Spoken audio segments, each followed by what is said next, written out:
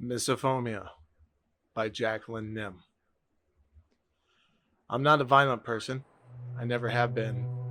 I know that may sound strange given the circumstances, but you have to believe me when I tell you that I actually try to avoid confrontation as much as possible. I've always been sort of timid, almost to a fault. I'm the one who always says yes to things that I don't really want to do and never speaks up when they're being disrespected.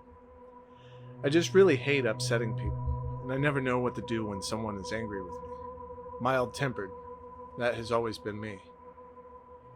There is one exception. I'm not proud of it. As a matter of fact, I would do anything in the world to change this about myself. What I'm about to say is going to sound ridiculous.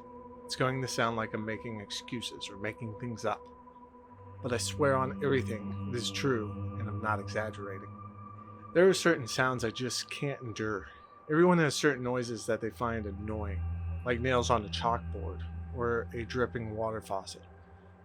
I'm not talking about that.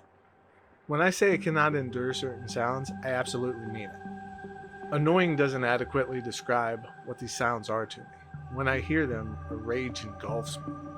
It swells from the pit of my stomach and runs through my bloodstream like fire. My mind swirls with a horrific, melting ooze of every awful sensation you can imagine. Anger, fear, contempt, pain. I cannot stop it. My eyes blur, my palms sweat, I feel dizzy. I lose my ability to concentrate on anything but the sound. Have you ever seen the film A Clockwork Orange? At the end of the movie, Alex DeLarge is trapped in a room playing music that drives him insane.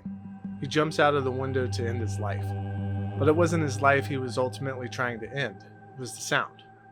Sound. Sound is my enemy. Of course, Alex DeLarge was a violent person. I am not. But I know what that feels like. What are these sounds that drive me to the brink of madness? The clicking of a computer mouse, a muffled radio through my apartment wall, the sound dogs make while drinking water. There is a long list.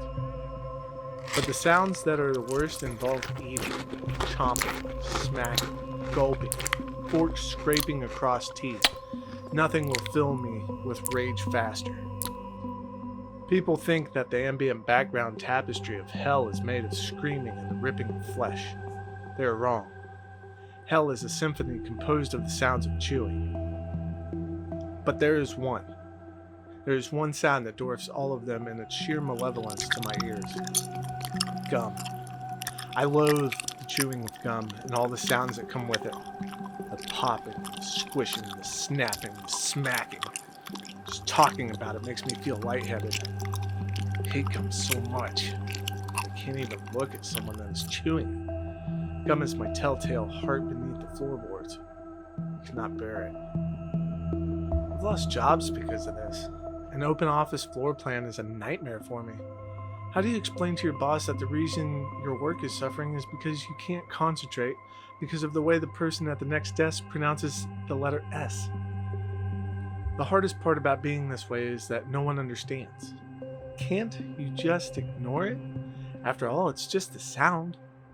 Would you be able to ignore being repeatedly jabbed by a needle to the eye? That's what it feels like to me.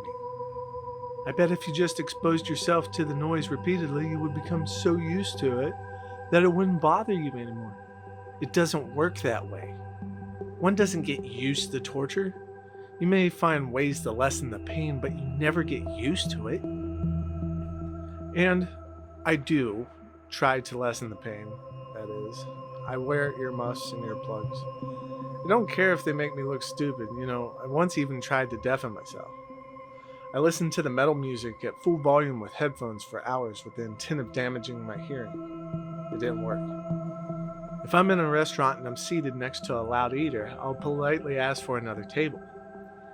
If I'm in a movie theater and someone near me is loudly crunching away on popcorn, I simply get up and move to another seat. Even in my pain, I'm still timid. I want to scream at people.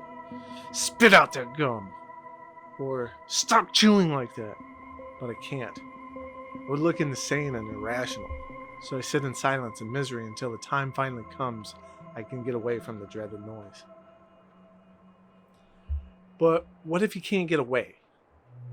What does one do? You have to understand, we were trapped. I was trapped. We were stuck in the elevator when the power went out. We had been there for over an hour. I asked him more than once politely to please spit out the gum, or at least chew it quietly. I don't think that was an unreasonable request.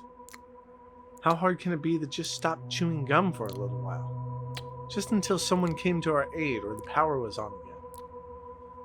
Please understand, I tried everything I could to quell the rage. Put my fingers in my ears. He thought that was funny and popped the big bubble in response. I didn't have my headphones or my earplugs with me. I left them in the office thinking I was coming right back. I controlled myself as long as I could. The rage just overtook me. I went blind with it. It was like another force had taken over my body. When I saw the life draining from his eyes, all I could think was, silent. Now it's finally silent. When the gum dropped from his mouth to the floor, I stomped it into the carpet so hard it broke the heel on my shoe. After a few minutes of silence, the rage dissipated. Once my senses returned to me, I saw what I had done. As awful as it was, and I do acknowledge that it was awful, I still felt nothing but relief. Remorse would only come later. Of course, I am remorseful. As I said in the very beginning, I'm not proud of any of this. I want nothing more to. I'm sorry. I'm having a hard time focusing. I'm just trying to explain that. Jesus Christ, can you stop clicking that pen?